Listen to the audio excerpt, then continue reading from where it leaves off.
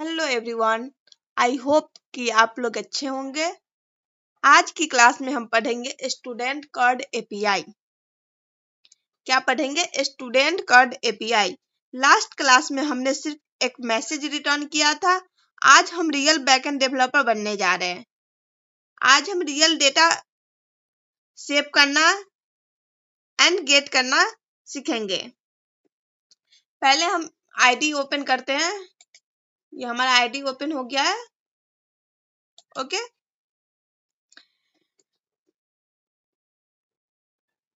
सो ID हम open करके रख लिए हैं और आप लोग भी आईडी ओपन कर लो। साथ साथ आप कोड भी लिखो ताकि बेटर समझ में आएगा और कोड लिखने की प्रैक्टिस भी होगी। सो आज आपका डेटा बंद नहीं होगा, वो हमेशा हमेशा जिंदा रहेगा क्योंकि आज हम डेटाबेस यूज करेंगे। डेटाबेस बंद होने का मतलब क्या होता है? आपका सर्वर स्टार्ट हो जाए, ऐप क्लोज हो जाए, आपका सर्वर रीस्टार्ट हो जाए, आपका वेबसाइट क्लोज हो जाए, आपका अगर आप ऐप डेवलपर हो तो आपका ऐप क्लोज हो जाए, कंप्यूटर बंद हो जाए, उससे हमारा कोई मतलब नहीं रहेगा। हमारा डेटा जो है सेव रहेगा और वो कहीं पे भी गायब नहीं होगा। आपको इजी एग्जांपल हम बता रहे हैं। सोचो कि आप कॉपी में होमवर्क लिखे हो। आप कॉपी में होमवर्क लिखे हो, कॉपी कहीं पे बंद करके रख दी, लेकिन जो होमवर्क उसमें कॉपी में लिखा हुआ है वो सेव है। ठीक है, बट आप होमवर्क कॉपी में नहीं लिखे हो, होमवर्क अपने माइंड में थोड़ी देर के लिए सुनकर रह गए हो, तो क्या है, वो चीजें हमारे माइंड में कभी भी डिलीट हो सकती है। मतलब कि हमारे माइंड में बहुत चीजें आती रहती जाती रहती है, तो वहां पे वो टेम्पोररी स्टोर हुआ है। बट हम कॉपी में लिख के कहीं पे आप डाल दिए हो तो क्या है, वो सेफ सिक्योर है, वो कहीं पे गायब नहीं होगी। वैसे ही हम डेटाबेस में वेबसाइट में डेटाबेस यूज करेंगे। हम ये कह सकते हैं कि वेबसाइट में डेटाबेस वेबसाइट का दिल होता है, हार्ट होता है। ठीक है, जो हमारे डेटा को जिंदा रखता है, मतलब कि डेटा को सेव करके रखता है। चाहे वो वेबसाइट में कुछ इशू आ जाए, वेबसाइट क्लोज हो जाए या कोई भी प्रॉब्लम हो जाए, बट उसका इफेक्ट आपके डेटा पे नहीं पड़ेगा क्योंकि वो डेटाबेस में सेव है। आई होप कि आप लोगों को यहाँ तक समझ में आ गया होगा। सो डेटाबेस क्या रोल प्ले करता है? डेटा बेस क्या रोल प्ले करता है?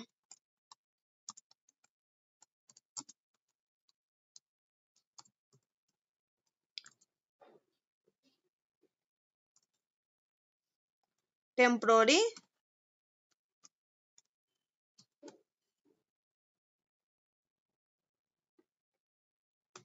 टेम्पोररी क्या है? Variable.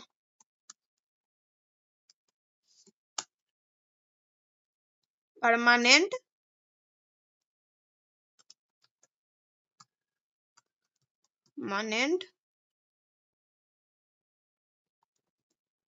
Permanent database.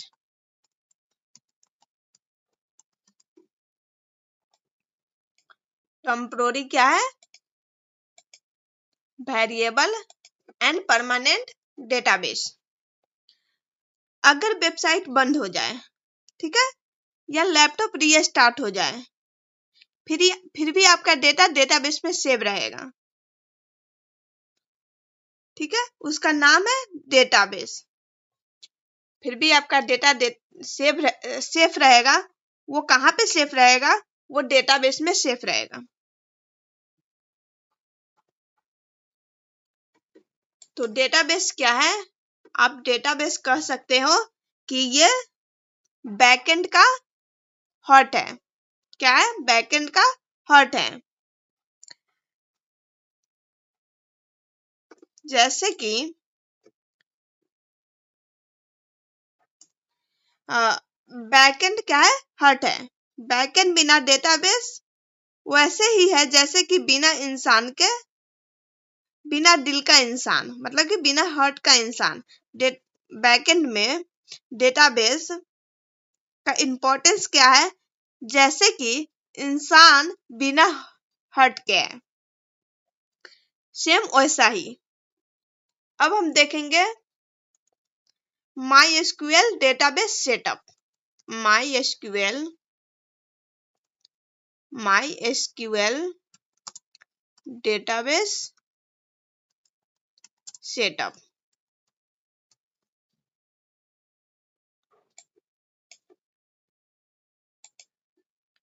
MySQL database setup. तो पहले हम MySQL का वर्कबेंच डाउनलोड करना पड़ेगा।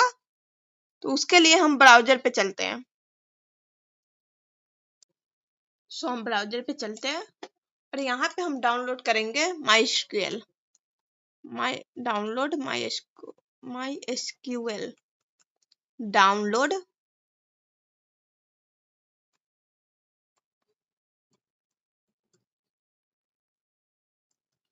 Download MySQL। Okay, for window. तो यहाँ से आप जाकर डाउनलोड कर लोगे। मैंने ऑलरेडी डाउनलोड कर लिया है। यहाँ पे आप देख सकते हो, ये ऐसा आपको दिखेगा। आप एपीआई सीख रहे हो तो आई होप कि ये चीजें तो कर लिए होंगे। तो यहाँ पे हम क्या करेंगे, हम आगे बढ़ते हैं। अब ब्राउजर पे जाके MySQL डाउनलोड कर लोगे और सेटअप वगैरह देखकर कर लोगे। मैंने ऑलरेडी इसका वीडियो अपलोड कर दिया है, MySQL डाउनलोड कैसे करते हैं। तो वहां से आप देखकर MySQL डाउनलोड कर लोगे। अब हम क्या करेंगे, हम अपना खुद का डेटाबेस बनाएंगे। तो डेटाबेस बनाने के लिए हम क्या करेंगे, क्रिएट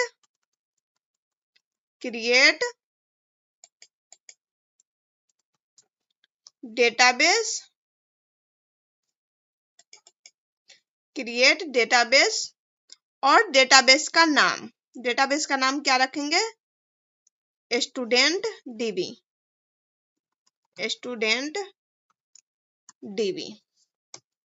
और इसे हम सिलेक्ट करके एग्जीक्यूट करेंगे। तो यहाँ पे देख रहे हैं क्रिएट डेटाबेस स्टूडेंट डीबी। हमारा जो डेटाबेस है वो क्रिएट हो गया है।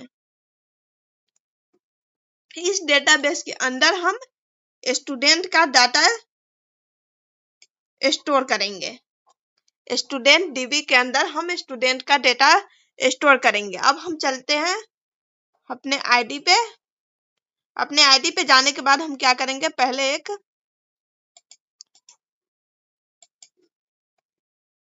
प्रोजेक्ट क्रिएट करेंगे, new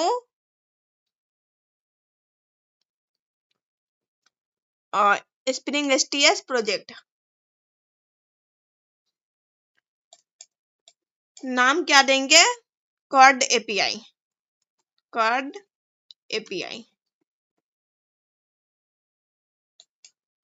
package name com dot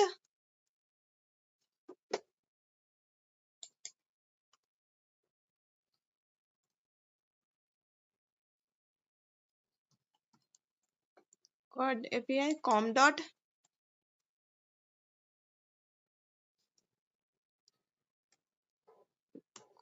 dot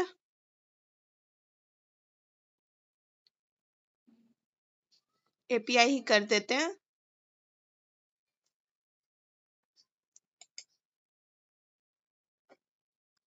com dot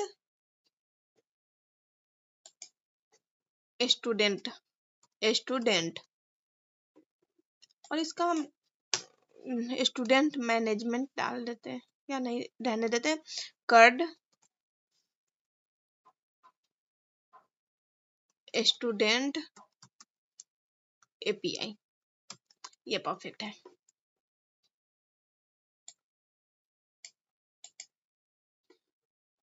यहाँ पे हम MySQL driver, spring data JPA, spring web, ये 3 चीजें आप स्प्रिंग बूट डेव टूल्स ये भी कर लेंगे। ये 4 डिपेंडेंसी आप ऐड करोगे, अगर कुछ जरूरत हो तो वहां पे जाकर हम ऐड कर लेंगे pom.xml में। यहाँ पे हम नेक्स्ट करते हैं एंड फिनिश।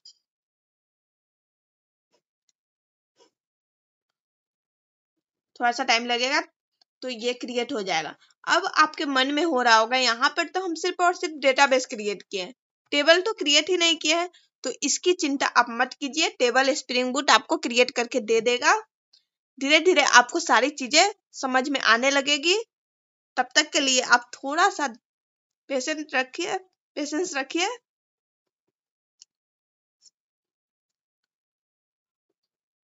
देखते हैं।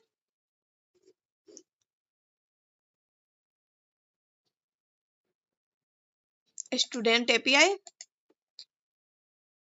यहाँ पे हम जाएंगे, पहले हम डेटाबेस कॉन्फ़िगरेशन करेंगे। ओके, स्प्रिंग बूट को बताना पड़ता है डेटाबेस तुम कहाँ हो, ठीक है। तो इसके लिए हमने कोड ऑलरेडी लिख के रखी हुई हूँ, वहां पे आप लिख लेना। मैं इसको एक्सप्लेन कर देती हूँ ताकि आपको कोई डाउट ना रहे। हर एक चीज को मैं एक्सप्लेन करूंगी ताकि कोई भी डाउट आपके मन में ना रहे। तो ये चीजें क्या है, ये एड्रेस है हमारे डेटाबेस का। क्या है, एड्रेस है डेटाबेस का। लोकल होस्ट का मतलब क्या होता है, डेटाबेस हमारे कंप्यूटर में है, हमारे सिस्टम में है। और 3306 का मतलब क्या होता है, माई एसक्यूएल का डिफॉल्ट पोर्ट नंबर है। 3306 माई एसक्यूएल का डिफॉल्ट पोर्ट नंबर है। और जो स्टूडेंट डीबी है, स्टूडेंट डीबी डेटाबेस का नाम है जो हमने क्रिएट किया था, ठीक है। ये जो हम क्रिएट किए हुए हैं पहले से स्टूडेंट डीबी, उसी का नाम है। अब हम सेकेंड लाइन में आते हैं, spring data source user name. Spring data source user name, database में लॉगिन करने के लिए यूजर नेम चाहिए होता है, ठीक है। डेटाबेस में लॉगिन करने के लिए हमें यूजर नेम चाहिए होता है। और हमने क्या किया है, माई एसक्यूएल में रूट यूजर नेम ऐड किया हुआ है, इसलिए हमारा जो यूजर नेम क्या है वो है रूट। एज एग्जाम्पल, जैसे कि आपको जीमेल का यूजर नेम, जैसे कि जीमेल का यूजर नेम होता है वैसे ही। अब हम देखेंगे spring data source dot password. अब यहाँ पे डेटाबेस का ये पासवर्ड चाहिए वरना लॉगिन नहीं होगा। अगर डेटाबेस का पासवर्ड हम नहीं देंगे तो ये क्या करेगा, हमारे डेटाबेस से कनेक्ट ही नहीं करेगा। और यहाँ मतलब कि जो ये है पासवर्ड, ये क्या है पासवर्ड, आप अपने MySQL का जो पासवर्ड होगा वो पासवर्ड आप रखोगे, क्योंकि without correct password database access fail हो जाएगी। और ये पासवर्ड यूजर नेम कब मिलेगा आपको, जब आप डेटाबेस क्रिएट करते हैं, सेटअप करते हैं, MySQL सेटअप करते हैं, तो वहां पे आपको यूजर नेम पासवर्ड ये सारी चीजें आपको डालने के लिए बोलती है। तो वहां पे जो आप यूजर नेम पासवर्ड रखोगे वही पासवर्ड यूजर नेम यहाँ पे देना है, और डेटाबेस का नाम जो हम डेटाबेस क्रिएट किए हुए हैं। अब हम आते हैं spring.jpa -net DDL auto update. इसका DDL क्या है, data definition language. DDL data definition language है, टेबल ऑटोमेटिकली क्रिएट अपडेट करने के लिए यूज होता है। जो टेबल है ऑटोमेटिकली क्रिएट अपडेट करने के लिए यूज होता है। अपडेट का मतलब क्या होता है, अगर टेबल ऑलरेडी है तो मतलब कि चेंज कर सकते हैं, अगर नहीं है तो क्रिएट कर सकते हो, नया क्रिएट कर सकते हो। इससे हमें क्या है, डेटाबेस में मैन्युअली टेबल नहीं बनाना पड़ेगा। अब देखते हैं स्प्रिंग डॉट जेपीए सोम एसक्यूएल ट्रू। एसक्यूएल का है डेटाबेस कमांड है। एसक्यूएल क्या है? डेटाबेस कमांड है। सो एसक्यूएल कंसोल में जो सो एसक्यूएल है, सो एसक्यूएल कंसोल में दिखेगा कि शॉपिंग, सॉरी कहाँ मेरा माइंड है। सो एसक्यूएल क्या करेगा? कंसोल में दिखेगा कि स्प्रिंग बैकएंड में क्या एसक्यूएल क्वेरी भेज रहा है। कंसोल में हमारा दिखेगा, जब हम कोड को रन करेंगे, डेटाबेस में सेव करेंगे, तो ये चीजें कंसोल में हमको दिखेगी कि एसक्यूएल क्वेरी क्या चल रहा है, क्या नहीं चल रहा है। ऐसे ये डिबगिंग में बहुत ज्यादा हेल्प करता है। ये जो spring dot JPA dot so SQL है ना, ये डिबगिंग में बहुत ज्यादा हेल्प करता है। तो अभी हम क्या किए हैं, इस एप्लीकेशन डॉट प्रॉपर्टीज में ये बता दिए है कि डेटाबेस हमारा कैसे कनेक्ट हुआ है, कैसे हो रहा है, ये सारी चीजें। अब हम डेटाबेस टेबल का जावा वर्जन बनाएंगे, जिसको बोलते हैं हम एंटिटी। तो पहले हम क्या करेंगे, पैकेज क्रिएट कर लेंगे।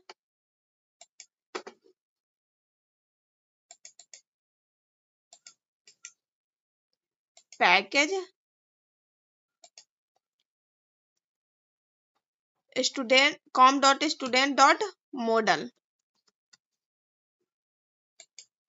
और हम क्लास क्रिएट करेंगे स्टूडेंट। ठीक है, क्लास कौन सा क्रिएट करेंगे? स्टूडेंट।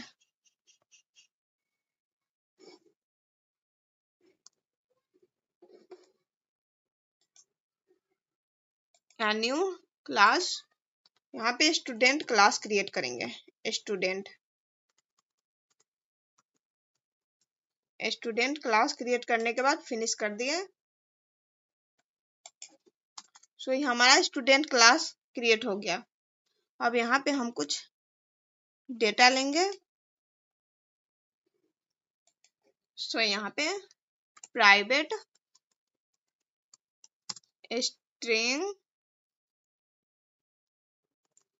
आईडी लेते हैं, लॉन्ग आईडी, ये स्मॉल में होगा। Private string name, private string email, private string course. अब इसका हम सेटर गेटर क्रिएट करेंगे आईडी की हेल्प से। यहाँ पे आप सोर्स पे जाओगे, सोर्स पे जाने के बाद यहाँ पे आपको सेटर गेटर क्रिएट करने के लिए ऑप्शन देंगे। ठीक है, तो यहाँ पे है जनरेट गेटर एंड सेटर, इसे हम सेलेक्ट ऑल करेंगे एंड जनरेट, हमारा सेटर गेटर क्रिएट हो गया है। ओके,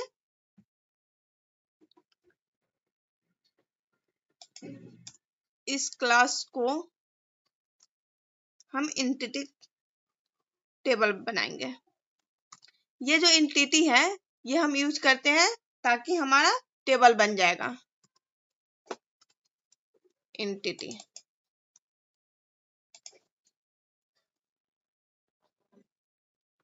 @id, ये प्राइमरी की बनाएगी।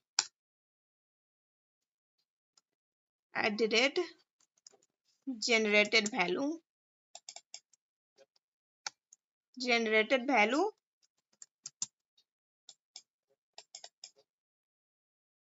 generation type dot identity, generation type dot identity।